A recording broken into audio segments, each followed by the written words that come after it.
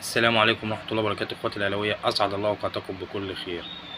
طبعا كلنا اتفرجنا على الماتش واللي احنا بتاع بيراميدز والأهلي اللي احنا شلنا 3 فيه. أنا محروق دمي، قسما بالله أنا محروق. أول مرة أشوف لعيبة النادي الأهلي كده، استهتار ما بعده استهتار. احنا لما بيلعبوا وبيأدوا نتيجة وبيعملوا نتيجة حلوة وبيلعبوا كورة جماعية وبيلعبوا برجولة، بنطلع نشيد بيهم بص ونعمل لهم تعظيم سلام.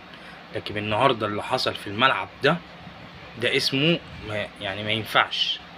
ما ينفعش ابطال الدوري وابطال افريقيا اللي انتوا يحصل فيكم ماتش زي ده، واللي انت تشيل نتيجه زي دي، اللي انت تشيل 3 نتيجه زي دي ما ينفعش. ده انت فريق بطل، ده انت تلعب باي حد، واحنا عشان غاب مننا 3 لعيبه نشيل 3؟ لا، ما ينفعش. اول مره اشوف مستر كولر مش عارف من الماتش، مش عايز يعني ايه اللي هو عايزه من الماتش، ما اعرفش. سلام.